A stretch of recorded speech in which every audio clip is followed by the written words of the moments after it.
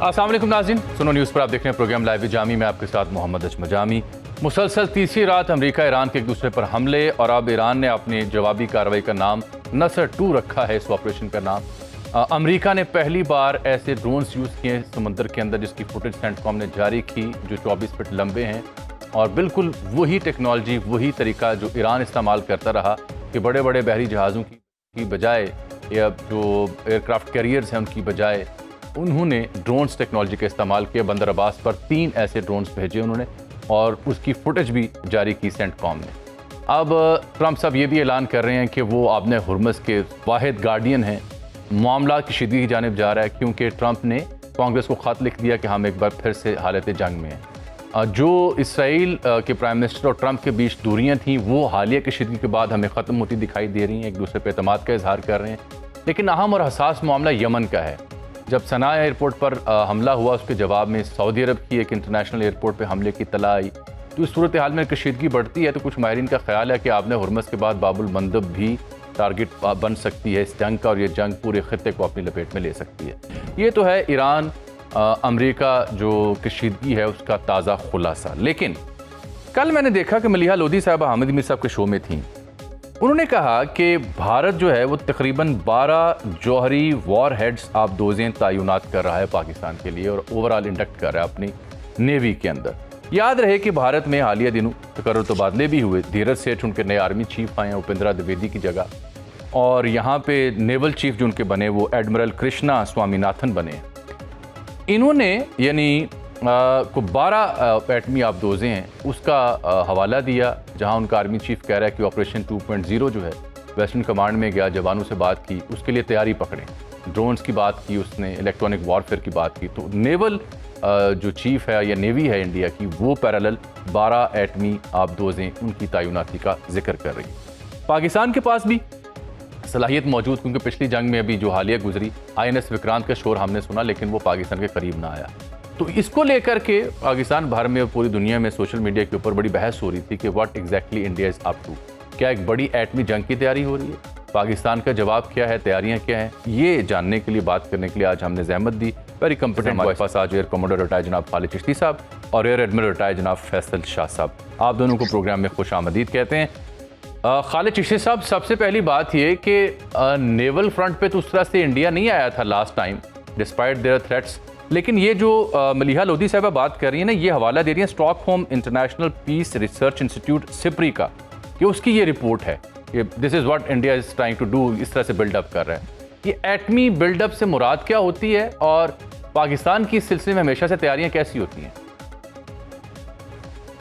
बहुत शुक्रिया जामी साहब, आपने इनवाइट किया, आपको एडमिरल फैसल, आपके व्यूअर्स को जी अस्सलाम वालेकुम। देखिए, बुनियादी तौर पर जो सबमरीन्स होती है, मेरा ख्याल है मैं तो बहुत ही कॉशियसली स्टेप इन करूंगा into the domain of admiral Faisal. जी, वो जैसे ही उनसे लाइन कनेक्ट होती है तो मैं उनके पास ही जाऊंगा। मैंने कहा आपसे आगाज कर लें जी।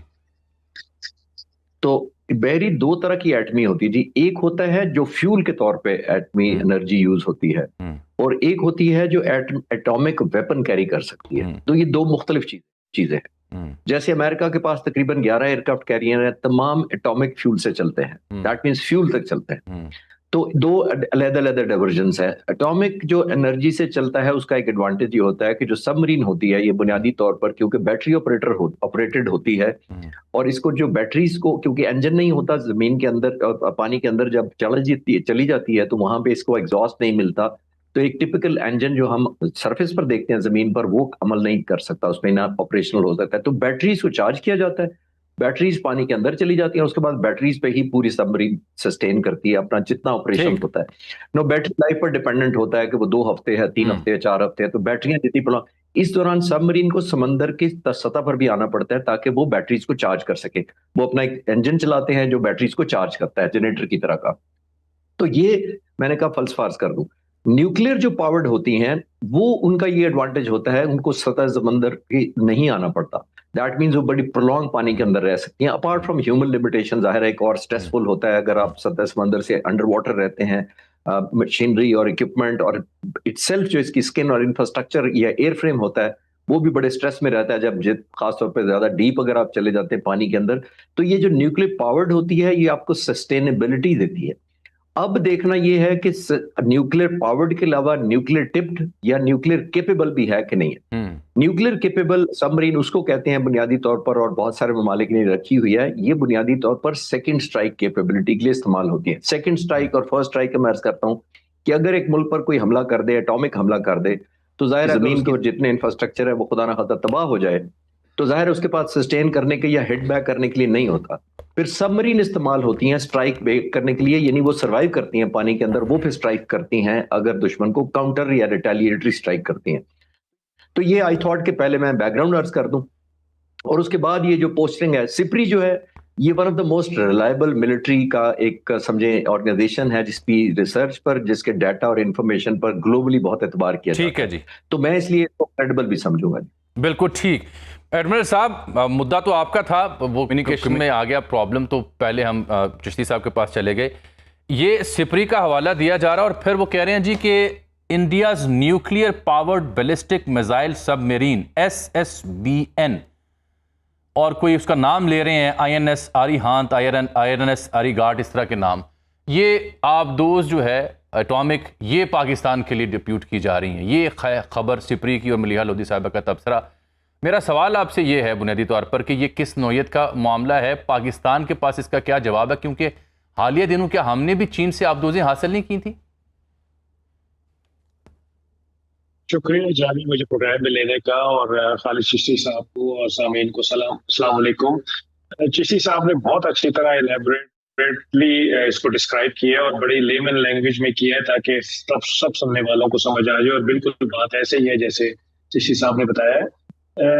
अगर ये SSBN है तो इसका ये मतलब है कि न्यूक्लियर पार्ट भी है और न्यूक्लियर पार्ट भी है और न्यूक्लियर केपेबल भी है, यानी ये चलेगी भी न्यूक्लियर प्लांट से, और इसमें जो मिसाइल्स होंगे उनके ऊपर भी न्यूक्लियर वॉरहेड लगाया जा सकता है। तो इसका मतलब है कि ये सबमरीन्स वो होंगी जो कि इंडिया डिप्लॉय करेगा फॉर सेकंड स्ट्राइक कैपेबिलिटी, जैसे चिश्ती साहब ने बताया। जो लास्ट खबरें मेरे पास थी उसके हिसाब से इन्होंने 6 सबमरीन्स का प्लान बनाया हुआ था, और उसमें से 3 ऑलरेडी कमीशन हो चुकी और 3 इन्होंने और कमीशन करनी है। अब इन्होंने 12 पे अगर ये चले गए हैं तो इसका ये मतलब है कि ये बड़ा लॉन्ग टर्म प्लान है इनका।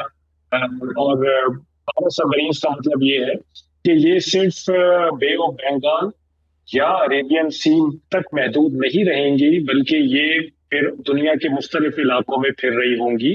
और इससे भारत के जो अज़ाइम हैं वो आपको नजर आते हैं कि वो पहले जो हम समझते थे कि अगर 6 सबमरीन्स वो बना रहे हैं तो उसमें गालिब इम्कान ये था कि 2 शायद बे ऑफ बंगाल यानी ईस्टर्न थिएटर के लिए हैं, 2 वेस्टर्न थिएटर के लिए हैं, और 2 अपने रिपेयर मेंटेनेंस साइकिल में होंगी। तो वो जो डिप्लॉयड होंगी उनको फिर गाहे बगाहे उनको वो रिप्लेस करती रहेंगी। लेकिन अगर ये 12 पे जा रहे हैं, इसका मतलब है कि अब उनके पास वो कैपेबिलिटी होगी कि ये थिएटर से बाहर भी इनको डिप्लॉय कर सकते हैं। अच्छा, नंबर 1। नंबर 2, एक चीज और समझने की जरूरत है जामी, कि न्यूक्लियर स्ट्राइक केपेबल सबमरीन जो भी होती है वो कभी भी आपके वॉर थिएटर में नहीं स्टेशन होती, वो वॉर थिएटर से बाहर स्टेशन होती है। ताकि अगर आपके वॉर थिएटर में लड़ाई चल रही है तो आपके जो nuclear second strike nuclear capability है उसको कोई डैमेज ना हो, उसको कोई खतरा ना हो, और वो सेफ और साउंड किसी और जगह पे हो। अब अगर वो थिएटर से बाहर है तो उसकी कैपेबिलिटी के लिए ये जरूरी है कि उसके ऊपर इतने लॉन्ग रेंज मिसाइल होने चाहिए जो आपके थिएटर में अटैक कर सकें, अफेक्ट कर सकें। सही। फॉर एग्जाम्पल रशिया और अमेरिका के जो न्यूक्लियर केपेबल सबमरीन्स है जो सेकंड स्ट्राइक के लिए उन्होंने रखी हुई है, वो कहीं नॉर्थ पोल के पास उनको डिप्लॉयड रखते हैं। बिल्कुल। और उनके ऊपर लॉन्ग रेंज मिसाइल्स लगाए हुए हैं ताकि अगर वहीं से उन्होंने स्ट्राइक करना है दुनिया में कहीं तो उनके पास ये कैपेबिलिटी। तो ये देखने की जरूरत है कि इस पे कौन से वो बैलिस्टिक मिसाइल्स लगा रहे हैं जिनकी ये रेंज है कि वो अच्छा, मैं एडमिरल साहब ये मैं चिश्ती साहब से भी इसका जवाब लेता हूँ, लेकिन एक नुकता बड़ा अहम है ना, ये तो हो गया जी what India is building up और रिपोर्ट क्या आ रही है सामने। मेरा सवाल आपसे ये था कि पाकिस्तान की तैयारी, हम इस खतरे से निमटने के लिए तो हम वक्त तैयार हैं ही, और जवाब भी दिया पिछली जंग में। इस पर्टिनेंट केस में व्हाट डू वी, क्योंकि आजकल ऐसी बातें कुछ ज्यादा ढकी छुपी तो रहती नहीं, मोटी मोटी बात तो बता देना। चाइना से हमने क्या लिया? देखिए जामी, हम चाइना से 8 हंगोर क्लास सबमरीन्स ले रहे हैं जो कि एयर इंडिपेंडेंट प्रोपल्शन सिस्टम के साथ हैं। और चिश्ती साहब ने जैसे बताया कि एक डीजल सबमरीन्स होती हैं जिनको हर थोड़े अरसे के बाद बैटरीज को चार्ज करने के लिए, उससे एडवांस होता है एयर इंडिपेंडेंट प्रोपल्शन सिस्टम, जिसमें आपको ऊपर नहीं आना पड़ता कई दिनों तक, और आप नीचे ही सतह समंदर के नीचे ही रहकर अपनी बैटरीज को चार्ज कर सकते हैं। वो ज्यादातर इलेक्ट्रिकल ड्रिवन मशीनरी होती है जो आपकी बैटरीज को चार्ज कर रही होती है। और तीसरी चीज फिर ये न्यूक्लियर केपेबल सबमरीन्स होती है, न्यूक्लियर पावर्ड सबमरीन सॉरी होती हैं, जो कि न्यूक्लियर प्लांट उनके अंदर लगा होता है और उनको तो बिल्कुल कोई जरूरत ही नहीं है कितने भी दिनों के बाद ऊपर आने के लिए। तो हमारे पास अगर न्यूक्लियर पावर्ड सबमरीन नहीं भी है तो हमारे पास एयर इंडिपेंडेंट प्रोपल्शन सबमरीन्स हैं जो आ रही हैं और 8 की तादाद में आ रही हैं, जो कि पाकिस्तान की जो डिटरेंस कैपेबिलिटी है वो बहुत ज्यादा बढ़ा देंगी, इसलिए कि सबमरीन एक एग्रेसिव प्लेटफॉर्म भी होता है और एक कोवर्ट प्लेटफॉर्म भी होता है। ठीक है। और एक सबमरीन हो या 10 सबमरीन हो, उनका थ्रेट बराबर होता है। और इसकी मिसाल मैं इस तरह से कनेक्ट करता हूँ कि 65 में पाकिस्तान पहला मुल्क था जो इस रीजन में सबमरीन लेकर आया, और एक सबमरीन ने पूरे इंडियन फ्लीट को मुंबई हार्बर में महसूर रखा पूरी जंग के दौरान। इसी तरह 71 में जब पाकिस्तान और इंडिया की जंग हुई तो आपकी एक सबमरीन ने 2 जहाजों को, एक को डिबोया और एक को डैमेज किया। और गाजी जो थी वो ईस्टर्न थिएटर में थी जहां वो माइंस ले कर रही थी और अपनी माइन से टकरा गई थी। तो सबमरीन्स के बड़े वर्सेटाइल कहाँ होते हैं, ये कमांडर्स पे डिपेंड करता है कि वो उनको कैसे इफेक्टिवली यूज करते हैं। आपने देखा कि पिछले 8 साल में आपने 4 दफा इंडिया की सबमरीन्स को आइडेंटिफाई किया, बिल्कुल किया। ये मैं मजीद भी बात करता हूँ, लेकिन अब मैं जरा चिश्ती साहब की जानिब जाना चाह रहा हूँ। चिश्ती साहब, ये तो हो गया नेवल पर्सपेक्टिव, जो उनके धीरज सेठ साहब और बाकी एयरफोर्स है उनके यहाँ भी बिल्डअप हमें देखने को मिल रहा है। वो बिलखुसूस को 50,000 ड्रोन्स की बात कर रहे हैं धीरज सेठ जो हैं, इलेक्ट्रॉनिक वॉरफेयर की बात कर रहे हैं, ऑपरेशन 2.0 की बात कर रहे हैं।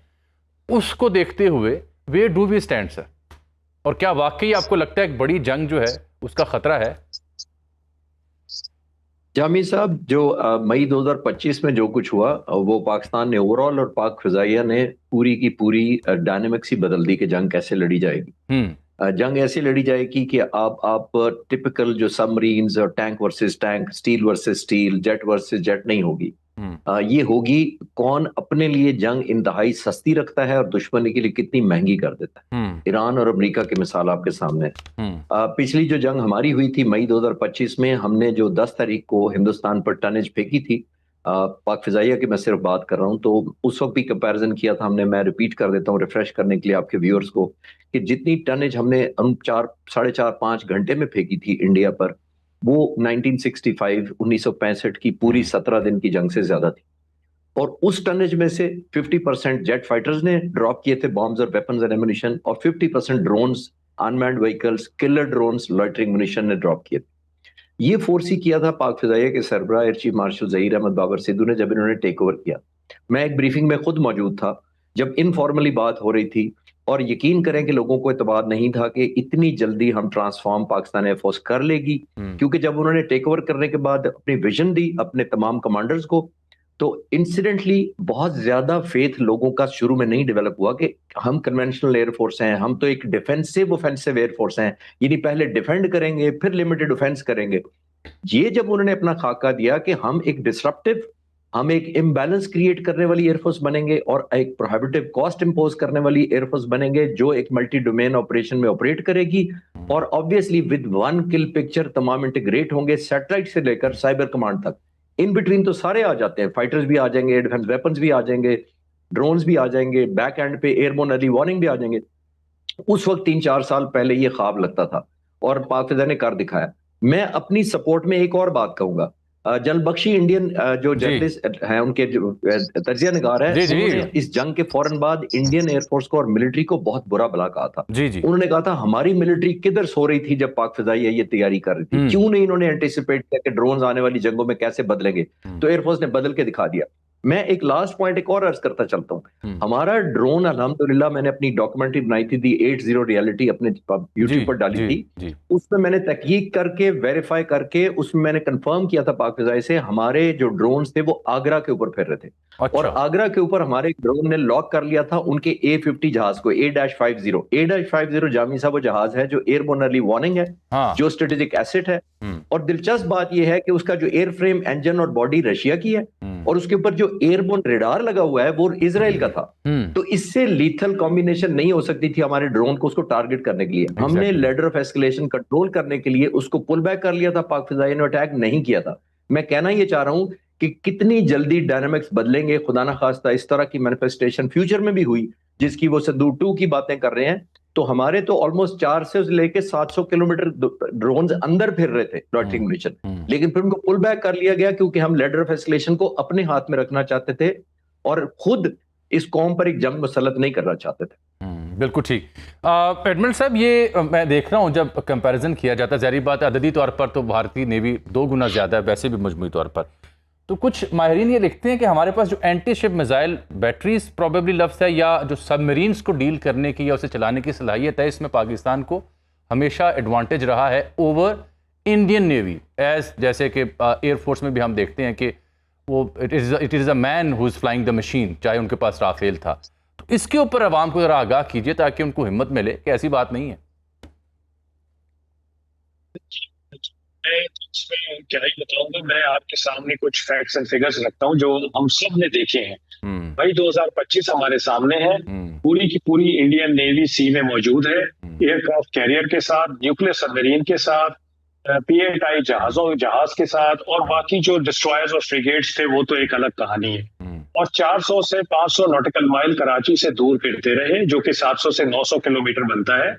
और बावजूद इसके कि इंडियन मीडिया और इंडियन पॉलिटिकल लीडरशिप ये नारे लगाते रहे कि नेवी ने कराची को डिबो देना है, कराची को तबाह कर देना है, पूरी पाकिस्तान की कोस्ट लाइन को खत्म कर देना है, और इवन ये भी उन्होंने कह दिया कि लाहौर के जो पोर्ट थी वो भी हमने कब्जा कर ली और तबाह कर दी है। तो ये तो अपनी नेवी को पाकिस्तान के अंदर तक ले गए थे, जबकि जो 400 नॉटिकल माइल पे खड़ी थी। 9 मई का दिन रात थी, और एक टेलीग्राफ का आर्टिकल आया था जिसमें ये बताया गया था कि इंडियन नेवी और INS विक्रम कराची के बहुत करीब है और उन पे ब्राह्मोस मिसाइल लगा हुआ है। जब मैंने उसको कैलकुलेट किया और अपने जराये से पता किया तो 700 किलोमीटर पे INS विक्रम खड़ा था अपने पूरे तमाम फ्लीट के साथ, और 450 किलोमीटर का उसके ऊपर ब्राह्मोस मिसाइल लगा हुआ था, जिसको वहां से फायर किया जाता तो वो पानी में गिरता।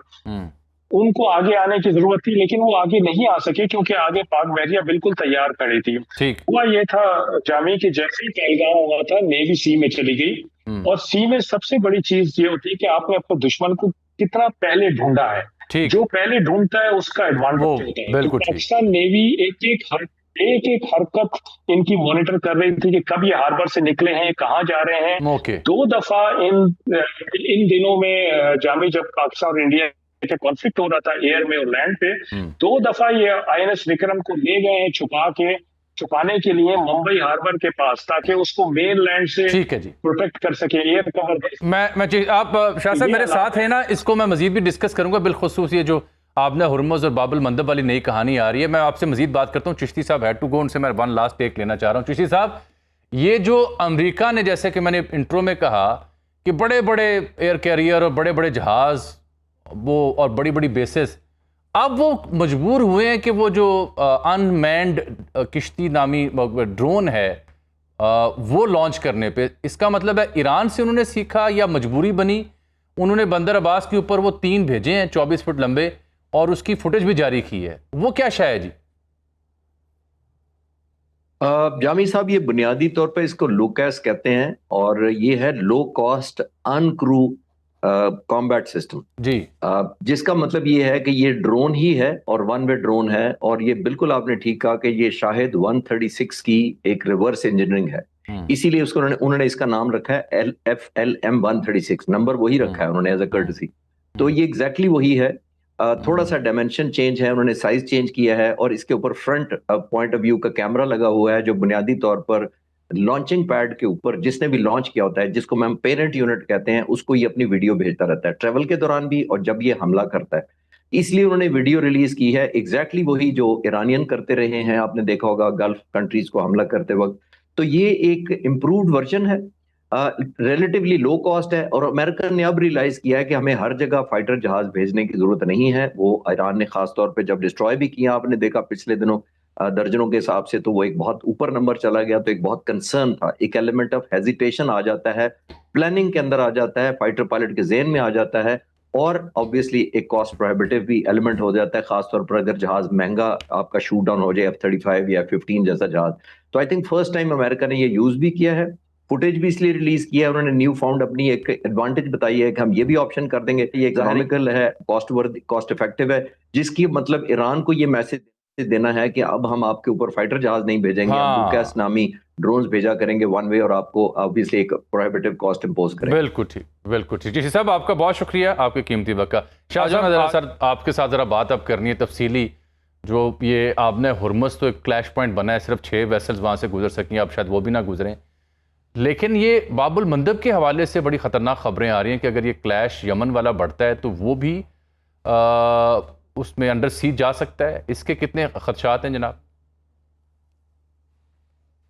पहले 2 चीजों का जिक्र करना चाहता हूँ। एक तो ये कि जो चिश्ती साहब ने लूकेस का बताया, मेरे अपने अंदाजे के मुताबिक ये लूकेस का इस्तेमाल इन्होंने इसलिए शुरू किया है कि इनको ये आइडिया हो गया है, ये भी इन्होंने ईरान से ही सीखा है, कि जो स्ट्रेट ऑफ हॉर्मुज है या पर्शियन गल्फ है, इसमें बड़े प्लेटफॉर्म्स तो ये भेज नहीं सकते हैं क्योंकि वो तो टारगेट बन जाएंगे।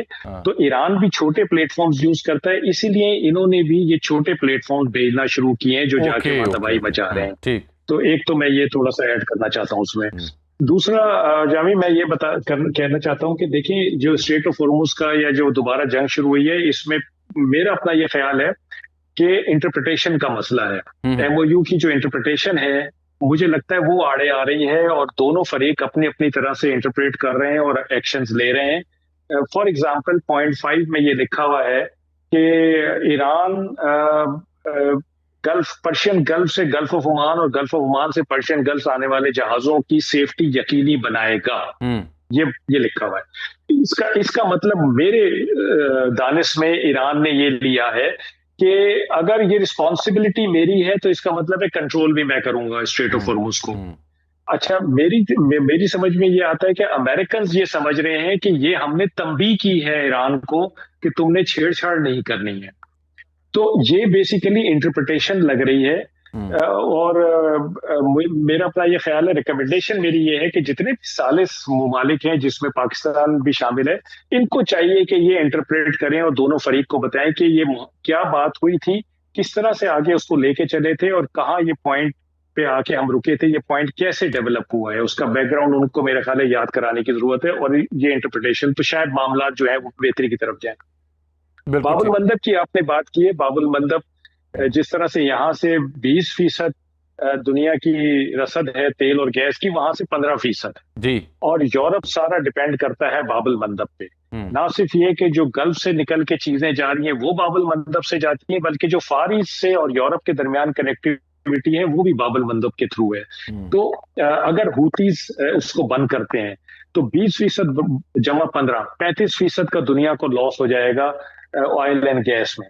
अच्छा, अगर 1 साल पहले या 2 साल पहले आप चले जाइए तो हूतीज ने प्रैक्टिकली बाबुल मंदब को बंद करके दिखाया है। अच्छा। और उसके नतीजे में अमेरिकन और ब्रिटिश शिप्स की डिप्लॉयमेंट हुई थी, जो कि ये गारंटी दे रहे थे कि यहाँ से शिपिंग कंपनीज गुजरें और हम उनको प्रोटेक्शन देंगे। और कुछ फायर्स भी हुए थे उसमें, एक्सचेंज ऑफ फायर्स हुए थे हूतीज और अमेरिकन और ब्रिटिशर्स के दरमियान। आप डेटा उठा के देख लीजिए कि कितनी कंपनीज वहां से गुजरी है। मैक्सिमम कंपनीज को रीराउटिंग करनी पड़ी थी और वो हॉर्न ऑफ अफ्रीका या वो जो केप ऑफ गुड होप है उसके नीचे से होके वो आए थे, अफ्रीका कॉन्टिनेंट पूरा क्रॉस करके। तो टाइम भी बढ़ गया, कॉस्ट भी बढ़ गई और डिलेज भी आ गए और इंश्योरेंस भी उनके ऊपर बढ़ गई, तो महंगी हो गई थी सारी चीजें। तो अगर हूतीज अगर इसको बंद करते हैं और इसको जबरदस्ती खुलवाने की कोशिश की जाती है तो यहाँ पे भी वही डिलेमा हो जाएगा जो कि इस वक्त स्ट्रेट ऑफ हॉर्मुज में चल रहा है। तो मेरा ख्याल है दुनिया को इस चीज को रोकना चाहिए और इससे बचने की कोशिश करनी चाहिए।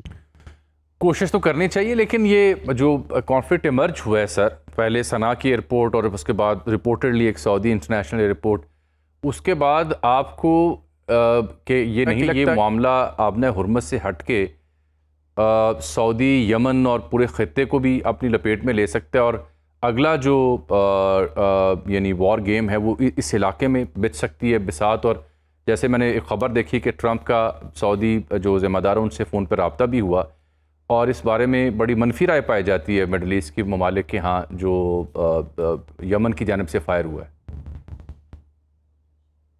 ये आपकी बात बिल्कुल वजह है कि जो अब हो रहा है, ये सेकेंड राउंड कह लें या फर्स्ट एक्टिवेशन रीएक्टिवेशन कह रहे हैं आफ्टर एमओयू, ये ठीक नहीं है। और इसमें मैं ईरान को भी मुर्द इल्जाम ठहराता हूँ, मैं अमेरिका को भी मुर्द इल्जाम ठहराता हूँ और दुआ ये करता हूँ कि सऊदी अरब या बाकी ममालिक इस जंग में बाकायदा शामिल ना हो जाएं, क्योंकि इजराइल की भरपूर कोशिश यही है कि सऊदी अरब और बाकी ममालिक, अरब ममालिक इस जंग में बाकायदा शामिल हो जाएं। उससे इजराइल को बहुत ज्यादा फवायद हैं।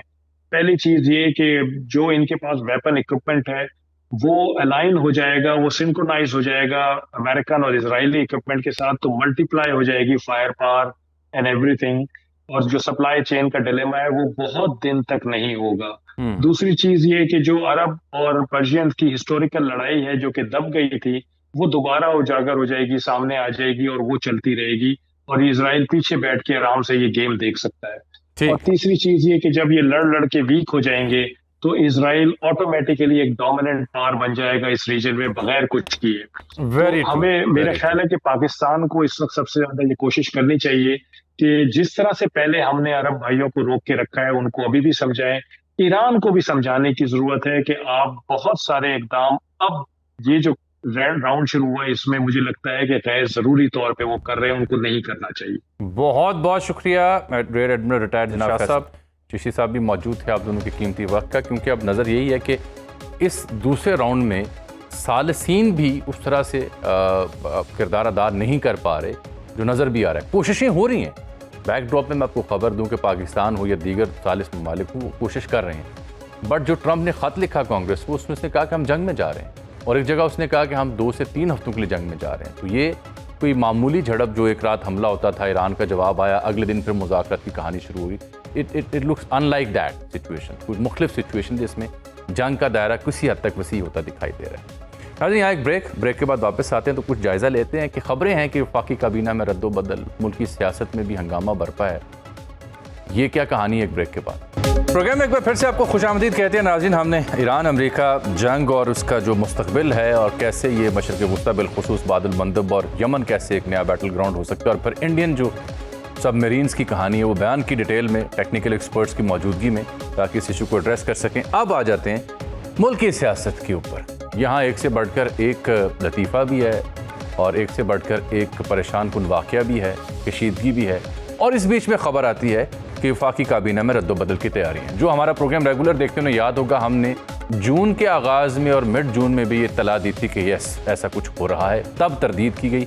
अब दोबारा ये ख़बरें मंजर आम पर आ रही हैं। तो ये काबीना में तब्दीली क्यों अहम है, क्यों ज़रूरी है, इससे क्या फ़र्क पड़ेगा, कौन से चेहरे आ रहे हैं, कौन से नहीं, ओवरऑल जो पॉलिटिक्स है उसके ऊपर बात करने के लिए आज हमने ज़हमत दी है। जनाब हफीज़ुल्लाह न्याई साहब सीनियर तजिया निगार हैं, मारूफ लखारी हैं, TV टुडे के सदर हैं, और हमारे साथ मौजूद हैं जनाब आमिर गौरी साहब, मेरे उस्तादों में से एक, सीनियर सहाफ़ी, तजिया निगार और दानिश्वर हैं। आप दोनों का बहुत शुक्रिया।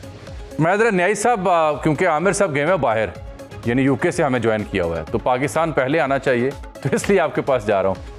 न्याय साहब, ये जो काबीना में रद्दोबदल के नए चेहरे आने चाहिए, कुछ पुरानों को छुट्टी होनी चाहिए, ये परफॉर्मेंस अच्छी नहीं और 32 डिवीजन और वजारतों में जम करना है, इसकी ज़रूरत क्यों महसूस हो रही है? ये किसी बड़ी तब्दीली का पेश ख़ैमा है या महज फॉर टाइम बीइंग कुछ नए चेहरे इंट्रोड्यूस करवा के तो एक नया खून शामिल करना है? इससे क्या फ़ायदा होगा? ये देखें जावेद साहब, पहले तो बहुत बहुत शुक्रिया मौका देने का।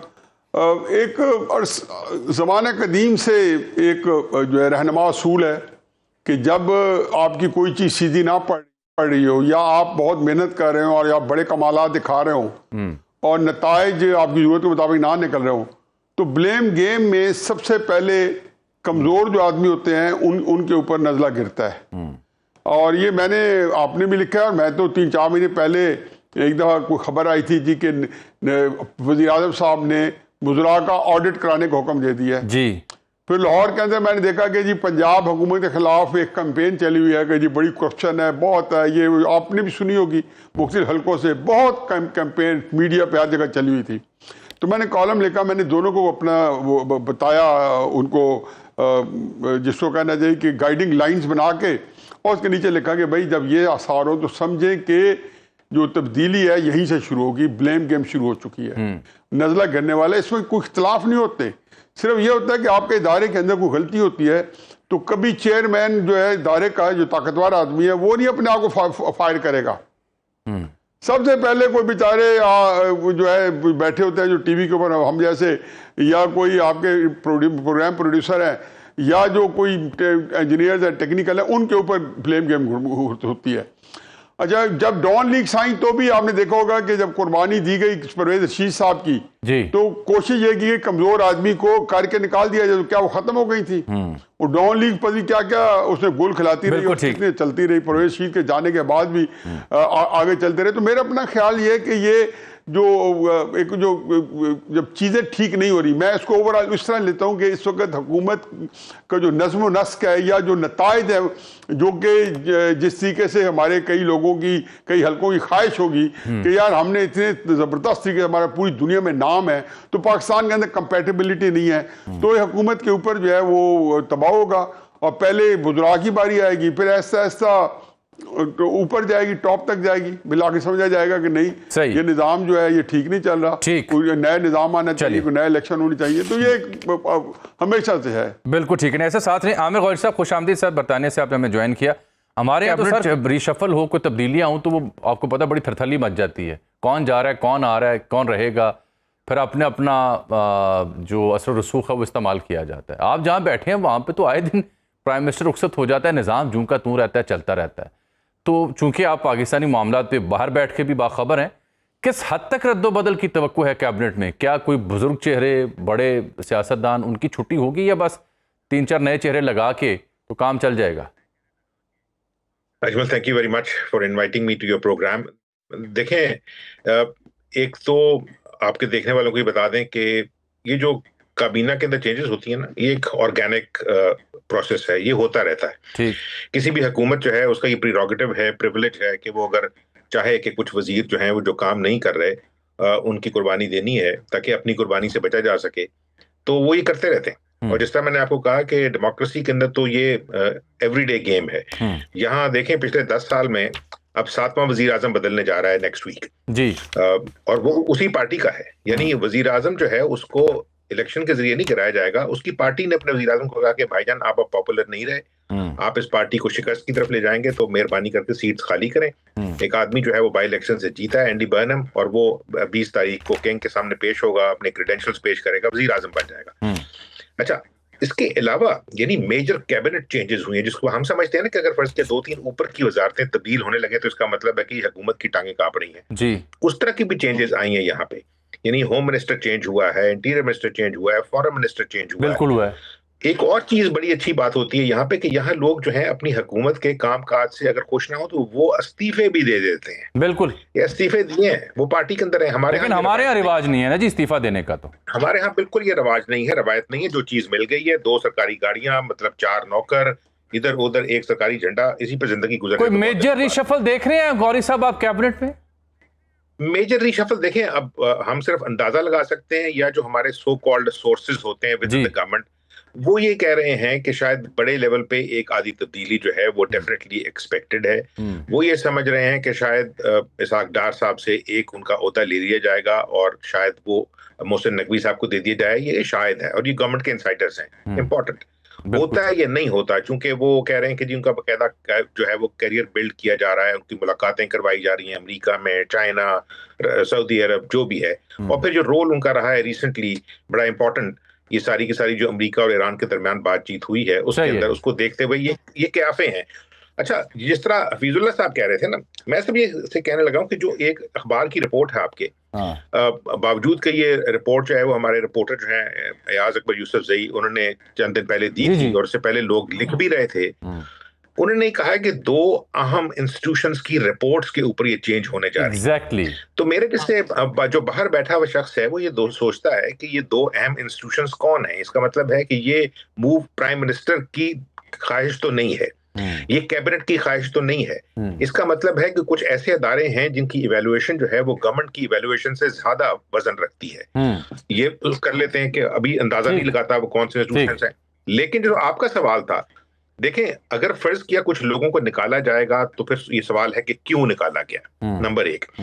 दूसरे, जो नए लोग आएंगे कि जी नया खून, नया ब्लड शामिल किया जाएगा, भाई पहले पता कर लें कि क्या वो जो वजारतें उनको सौंपी जाएंगी रिश्वत के तौर पे, वो लोग उनके अहल भी हैं या नहीं है। तो भी 2 साल बाद चेंज किया जाएगा। Very true sir. और फिर साथ ही रहेगा, मैं न्याय साहब की जरा इनपुट ले लूँ ना, बात उनसे भी कर लूँ। न्याय साहब, ये जो गौरी साहब फरमा रहे हैं बड़ी अहम बात है, लेकिन वो अहम मसला यही है इस सारी खबर के बीच में जो आवाम पूछते हैं जी कौन जा रहे हैं तो कौन आ रहे हैं। आपको भी लगता है कोई बड़ी वजारतें उनमें रद्द-ओ-बदल होगा या मामूल के ये तकर्रुर तबादले होंगे? आपकी अप्रीहेंशन क्या है, फॉरसी क्या है आपकी न्याय साहब? जामी साहब, पाकिस्तान के अंदर हमें जो सहूलत है वो ये है कि कुछ नया कुछ भी नहीं हो रहा। ये 70 साल से ये काम हम बार बार प्रैक्टिस कर रहे हैं। ये उसका रिपीट हो रहा है। इमरान खान के वक्त में, इमरान खान पहले वजीर दाखिला थे, फिर उनकी जगह एजाज शाह साहब आ गए, फिर उनकी जगह शेख रशीद साहब को लाया गया। उस्मान बुज़दार साहब के पीछे हाथ धो के पड़े हमारे बहुत सारे लोग कि इनको निकाला जाए। और वहाँ पे असल मतलब वहाँ क्या होता था कि इमरान खान उस्मान बुज़दार को प्रोटेक्ट करने के लिए 29 नवंबर 2019, अभी इक़्तिदार को आए हुए 1 साल हुआ था, तो कोई 90 ब्यूरोक्रेसी के तबादले किए, जिसमें चीफ सेक्रेटरी, IG पंजाब और बेशुमार डिस्ट्रिक्ट XPs और DC और सारे हुए। ये कोई नई चीज़ है। फिर वजीर कई दफ़ा तब्दील हुए, फलां को निकाल दो, फलां को निकाल दो। असल में ये होता था कि वहाँ पे उस वक्त मैक्सिमम उस्मान बुज़दार को प्रोटेक्ट किया जा रहा था। नीचे से निज़ाम को 3-4 दफ़ा तब्दील किया गया, 5-5 दफ़ा IG तब्दील हुए, 6-6 दफ़ा चीफ सेक्रेटरी तब्दील हुए। हर डिस्ट्रिक्ट के अंदर हर 3-4 महीने बाद कि निज़ाम को ठीक करने दीजिए, DC तब्दील करो, SP तब्दील करो, कमिश्नर तब्दील करो। ये कुछ नया नहीं हो रहा। ये चीज़ें ऐसी हैं कि जब हम कॉलम लिख रहे होते हैं तो कोई जो जायचा बना रहे होते हैं सियासी, वो कोई लंबी चौड़ी प्रेडिक्शन नहीं होती। आप वो कहते हैं आपने कहा था ठीक हो गया, मैं ठीक तो इसलिए होना है कि पहले भी यही हुआ था, वही है करेक्टर्स हैं, वही उसी तरीके से वही पावर सेंटर्स हैं, वही आजमूदा फार्मूले हैं। सियासी फसाद चाहिए, अब काम हो नहीं रहा। कराची से लेके कश्मीर तक, GB तक सारे बंदे पब्लिक, आम पब्लिक जो है वो है इमरान खान के साहब के पीछे डटी खड़ी है, पब्लिक सपोर्ट उसकी हमंगस है। अब ये सारा नजर आता है से जो सियासतदान होते हैं उनकी, वो कहते हैं कि एक क्लिश है कि उनकी अवाम की नब्ज पे हाथ होती है। अब जाहिर है कि ना अवाम की नब्ज इस सियासतदान के हाथ में है जो हुकूमत में है, ना उनका हाथ उनकी नब्ज पे है। अब उसके बाद जो है अगले बंदे जो है वहाँ पे बहुत बड़ी परफॉर्मेंस दे रहे हैं, वैश्विक सतह पे आपका बहुत बड़ा नाम हुआ है। मेरी जिंदगी के अंदर जो 3 बड़े वाकयात हुए हैं, बहुत 3 बड़े वाकयात जिसको मैं कहता हूँ जिन्होंने मुझे कंटेंटमेंट दिया, भी दिया। एक न्यूक्लियर बॉम्ब, एक मई में हिंदुस्तान से जंग, और ये एक पाकिस्तान का सालसी रोल। ये कोई गैर मामूली वाक़या है। हम नौजवानों को नहीं पता कि ये पाकिस्तान के अंदर ये चीजें देखने को हम तरस गए थे कि पाकिस्तान के अंदर ऐसा मकाम है कि दुनिया उसको जो है सर झुका के एक्नॉलेज करे। तो इस तीनों पे सर झुका के एक्नॉलेज किया गया। अब ये जब इतने बड़े कारनामे एक हुकूमत, एक जो चीज जगह पे 1 साल के अंदर आप 2 दफा ये कारनामा करें, 2024 में करें और फिर उसके बाद 2026 में करें, तो उसके बाद आप देखते हैं कि ये हुकूमत जो, तो ब्लेम गेम इन्हीं पे आएगा। फिर उसके बाद क्या होगा, राह से तलाश किया जाएगा। मैंने यही एग्जैक्टली लिखा है। कोई इसमें हम कोई जो चीज़ आमिर साहब ने डिस्कस किया, आपने डिस्कस किया, जो मैंने उसके अंदर पिचन किया, ऐड किया, उसमें यही चीज़ है कि आप जो है ये मुल्क जो है जब तक अवाम जो है हुकूमत के साथ कनेक्ट नहीं करेंगे, there is a disconnect, that is quite obvious sir, that is quite obvious, quite obvious। एक मिसाल दे दें कि एक से बात दे दें कि इससे बड़े तरक्याती दौर मैंने देखे अयूब खान के, मुशर्रफ के, लेकिन वो जो है सियासी तौर पे चूंकि स्टेबिलिटी नहीं थी, उनका भी खात्मा जो है एक तकलीफ दे हुआ, और पाकिस्तान भी 0.0 से माइनस पे आके फिर से स्टार्ट किया। तो यही दोबारा आप देखने को। Very true. गौरी साहब, ये आपने न्याय साहब की बात सुनी। आज लेटर इन द नून मेरी किसी जगह कुछ लोगों से मुलाकात थी, कुछ हुकूमती हामी भी थे, उनके नाक़िद भी थे, तो वहाँ बड़ी जिम्मेदार शख्सियत ने मुझसे गुफ्तगू की और ये कहा कि despite doing so much in Punjab, वो इम्प्रेशन नहीं बन पा रहा। So what is the reason? मेरे मुंह से फिलबदी यही लफ्ज़ निकला जो न्याय साहब ने अभी अदा किया, disconnect. How true it is that? It is Ajmal, मेरी बात सुने, देखें 18th अमेंडमेंट के बाद पाकिस्तान की जो फेडरल हुकूमत है ना, उसके पास इख्तियारात बहुत कम है, ठीक है ना। आप ये बताने के लिए कि सर्कस के अंदर कौन कौन बड़ा खिलाड़ी है, तो एक वजीर आजम है, एक दाखिला है, एक खारजा है, एक खजाना है, ठीक है। अब इसके अंदर जो दो चीजें हैं, यानी खारजा और खजाना, वो तो आपको पता है कि किसके पास है, ठीक है ना। दाखिला जो है वो सूबों के अंदर तो नहीं जा सकता जी, लेकिन इसके बावजूद आपको पता है कि अगर लॉ एंड ऑर्डर जो है वो एक प्रोविंशियल सब्जेक्ट है, मैं मतलब I can actually basically put my hand on my heart and claim कि मुझे चारों सूबों के जो दाखिला के वजीर हैं उनका नहीं पता। जी ऐसा ही है, बाकी चीजें तो छोड़ देते हैं। अब अगर फर्ज किया सूबों के अंदर जो है वो लॉ एंड ऑर्डर का मसला है, तो उसके अंदर तो वजीर दाखिला कुछ नहीं कर सकेगा। आपकी बात क्या है कि जी पंजाब के अंदर काम हो रहा है, भाई अगर दो सूबों के अंदर मुसलसल आग लगी हुई हो दहाइयों से, सालों से नहीं, दहाइयों से, और उसके अंदर रोज जो है गवर्नमेंट के रिसोर्सेज जो है वो झोंके जा रहे हो, और एक ही स्टेटमेंट आ रही हो कि हम हर कुर्बानी देने को तैयार हैं, भाई कुर्बानी नहीं देनी, हमको ले नहीं है, हमने इस मुल्क को चलाना है, ठीक है ना, लड़ना नहीं है। उसके लिए कोई सीरियस काम नहीं हो रहा, एक ही तरह की एलिगेशन। अब तो देखें मामला बढ़ता बढ़ता यहां तक चला गया है कि आज जो आजाद जम्मू कश्मीर के अंदर से जो खबरें आ रही हैं वो भी बेपनाह वरिंग है। अगर वहां पे भी इल्जाम यही लगाना है कि पुलिस के और रेंजर्स के जो लोग हैं उनको जत्थेदारों ने मार दिया है, उनको पैसे कोई और दे रहा है, और फिर जीबी के अंदर नाराजगी है, केपी में है, बलोचिस्तान में है, नवाज शरीफ पे इल्जाम लगाया गया था कि ये मोदी का यार है, यानी पंजाब की, और फिर सिंध के बारे में भी कहा जाता है जब कोई वहां से आवाज उठती है।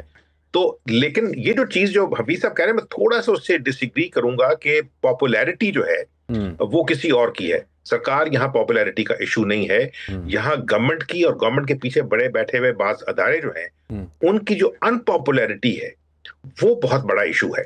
मसला ये है कि हमारे साथ कि हम जो है एलिफेंट इन द रूम उसको डिस्कस नहीं करते, और सवाल ये बात अपनी जगह है जी। बहुत शुक्रिया आपका जनाब आमिर गौरी साहब और जनाब आपने कीमती वक्त का। आप नाज़रीन आपने देखी दोनों माहिरीन की राय पाकिस्तान में होने वाली इन तब्दीलियों के ऊपर। मैं जाने से पहले ज़रा गुजारिश करना चाहूँगा, जो सूरत हाल बलूचिस्तान में दरपेश है, आप देखें ऑपरेशन जारी है दहशतगर्दों के खिलाफ, कलदम तंजीमें हैं जिनको अमेरिका ने अक़वाम मुत्तहिदा में दुनिया भर की बड़ी क़ुव्वतों ने कलदम करार दिया हुआ, लेकिन उनकी दहशतगर्दी कार्रवाइयाँ, उनकी कवरेज भारतीय मीडिया मुसलसल करता है और वहाँ से बराह रास्त उनकी वीडियोस जाती हैं। तो इससे ये समझने में आसानी होती है कि हु इज़ बिहाइंड दैम। ये तो कोई ढकी छुपी बात। हमारे अपने जो मसाइल हैं, जो अपने गलतियाँ, कमी, कोताहियाँ रही हैं, उनको दूर करने की ज़रूरत है। लेकिन इस बीच में आपने देखा होगा बलूचिस्तान में जो धरना कमेटी, उसके मुतालबात, तो कुछ मालूमात हमने हासिल की कि ये कोयटा में धरना कमेटी ने जो हुकूमत के सामने 4 मुतालबात रखे वो क्या है। एक तो ज़ियारत वाक़े पर जुडिशल कमीशन का क़याम, दूसरा इलाकों से मुसल्लह अफराद का फ़ौरी इनखला, तीसरा FC चेक पोस्टों का खात्मा, चौथा लेविस फोर्स की पुराने दायरे अख्तियार पर बहाली। ये आप नोट करें कि वाक़या सानहा क्या था और उसके बाद मुतालबात क्या हैं। अब जो मुंतज़मीन हैं यहाँ के, वो अपने एहतजाज को अवामी तहफ़्फ़ुज़ और बज़ाहिर लगता है कि इलाके में अमन की बहाली से जोड़ते हैं, मगर जो यानी मुतालबात हैं वो इससे थोड़ा क्लैश करते हैं, उसमें हम आहंगी उस तरह से हमें दिखाई नहीं देती। एक तरफ वो मुसल्लह अनासर जो सबके ज़िम्मेदार उनके खिलाफ कार्रवाई और ज़ियारत वाक़े की तहकीकात का मुतालबा करते हैं, जबकि दूसरी जानिब ये कहना कि जी वो FC चेक पोस्टें और लेविस फोर्स को पुराने निज़ाम पे वापस किया जाए, ये गौर तलब नुक्ता है कि इससे फ़ायदा किसे होगा। इसलिए मैं ये नुक्ता इस तरह से बयान कर रहा हूँ। दुख, दर्द, गम अपनी जगह दुरुस्त, लेकिन इसमें जो रैशनल है वो does not make any sense. सवाल ये है कि जब इलाके को पहले ही दहशतगर्दी और मुसल्लह गिरोह के ख़तरे का सामना है, तो फिर ऐसे में सिक्योरिटी चेक पोस्टों का खात्मा क्या आवाम को महफूज बनाएगा या आवाम को और वल्नरेबल कर देगा, ये इंपॉर्टेंट है। और फिर जो चेक पोस्टें वगैरह हैं, ऐसे इलाके में बिलखुसूस ये शाहराहों की निगरानी, मुश्तबा नकलो हरकत, असलहे की रोकथाम, दहशतगर्दों की आमदोरफ्त, इसके लिए बहरहाल ज़रूरी फैक्टर होता है। लेवीज़ को पुराने हिसाब पर बहाल करने का मुतालबा अवामी तहफ़्फ़ुज़ से ज़्यादा मालूम होता है कि ये इंतज़ामी जो इंटरेस्ट होते हैं मुकामी, उसको अट्रैक्ट करता है। तो असल ज़रूरत तो ये होनी चाहिए कि लेवीज़ का जो उनकी इस्तेदाद कार है और जिस तरह से उनको यूज़ किया जाता है मुकामी तौर पर, उसके ऊपर मैं तफसीली प्रोग्राम भी कर सकता हूँ, had been there for many years. तो उसकी ट्रेनिंग बेहतर करवाई जाए, उसको असलहा दिया जाए, वाज़ेह कमांड एंड कंट्रोल सिस्टम में डाला जाए, मौसर इंटेलिजेंस सिस्टम में डाला जाए, पुराने निज़ाम पे उन्हें लेके जाना, वो पहले ही लेवीज़ का जो किरदार है वो बलूचिस्तान के हमारे दोस्त बहन भाई साहब बेहतर समझते हैं। ये इससे वो जेन्युइन बात है, उससे उसकी साथ ये मुतालबात नथी करके आप जेन्युइन कॉज के साथ डैमेज करते हैं, फिर नज़र आता है कि ये इसमें रैशनल कम है। इजाज़त दीजिए, अल्लाह।